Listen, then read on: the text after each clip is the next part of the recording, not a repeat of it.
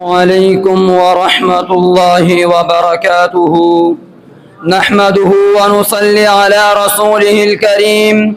أما بعد فأعوذ بالله من الشيطان الرجيم. بسم الله الرحمن الرحيم. الذين إن مكناهم في الأرض أقاموا الصلاة وآتوا الزكاة وأمروا بالمعروف ونهوا عن المنكر.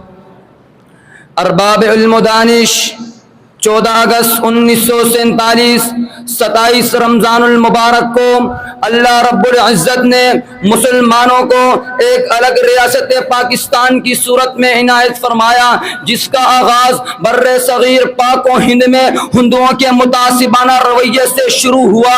23 مارچ 1940 کو قرارداد پاکستان منظور کی اور بر صغیر کے مسلمانوں کا ایک الگ ملک کا قیام ایک جنون بن گیا، جس کی تکمیل 10 لاکھ سے زائد شہیدوں کے لہو سے 14 اگست 1947 کو ہوئی۔ سامعین محترم، مسلمان اپنے آپ کو ہندوؤں کے گندے عقیدے سے پاک رکھنا چاہتے تھے، اسی لیے تو رب کا قرآن بھی کہتا ہے کہ انما المشرکون نجس، بے شک مشرکین جو نجس ہے، خدا کے سامنے سر جھکانے والے اور ہر طاقت کے سامنے سر جھکانے والے ایک ساتھ نہیں رہ سکتے۔ ایک بے بس اور بے کس جانور کو ذبح کرنے والے اور اسے باعث تبرہ سمجھ کر اس کی غلاظت کو کھانے اور پینے والے ایک ساتھ نہیں رہ سکتے۔ کعبے کا پاسباں اور صنم خانے کا محافظ ایک ساتھ نہیں ہو سکتے۔ آب زمزم کا طہور اور کنگے کا پانی کبھی بھی برابر نہیں ہو سکتا۔ یہی ایمانی جذبہ تھا کہ جسے مسلمانوں کو ایک الگ ریاست قائم کرنے پر ابھارا، جہاں مسلمان آزادی کے ساتھ ساتھ اللہ اور اس کے رسول کے فرامین پر عمل کر سکے۔ اسی جذبے کے تحت مسلمانوں نے بے شمار لاکھوں قربانیاں دی اور اس وطن عزیز کو حاصل کیا۔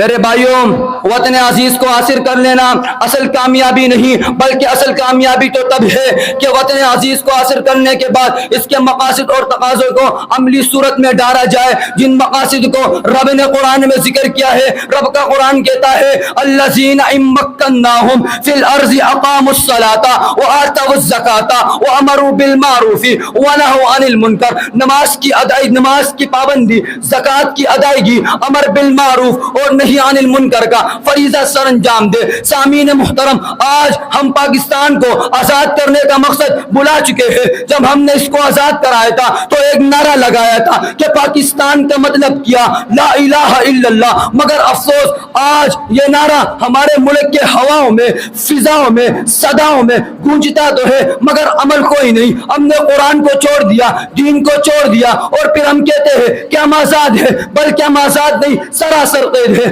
آزاد نہیں بلکہ سراسر قید ہے۔ آزادی کی قدر و قیمت پوچھنی ہے تو میرے کشمیری بھائیوں سے پوچھے، جو آج بھی محمد بن قاسم جیسے بہادر کا انتظار کر رہے ہیں، جو آج بھی صلاح الدین ایوبی جیسے سپہ سالار کی راہیں دیکھ رہے ہیں۔ آزادی بہت بڑی نعمت ہے، ہمیں اس کی قدر کرنی ہوگی، ہمیں اس کی قدر و قیمت کو پہچاننا ہوگا۔ سامعین محترم، پاکستان تو آزاد ہو گیا، مگر ضرورت اس امر کی ہے کہ اسلامی ریاست کو کما حقوق قائم کیا جائے، رب کی زمین پہ رب کا نظام نافذ کیا جائے، اعلی کلمت اللہ کا نفاذ کیا جائے، ہر سو حدود اللہ کا نفاذ کیا جائے، عدل و انصاف کو قائم کیا جائے، بے حیائی کا قلع کما کیا جائے، کیونکہ یہ ملک پاکستان وہ پاک سرزمین ہے کہ جسے کلمہ توحید کے بنیاد پر حاصل کیا، جس کی بنیادوں میں لاکھوں شہداء کا خون شامل ہے۔ اور آج ہم اہل پاکستان یہ عزم کرتے ہیں کہ اگر وطن عزیز کے خاطر ہمیں اپنے جسم کا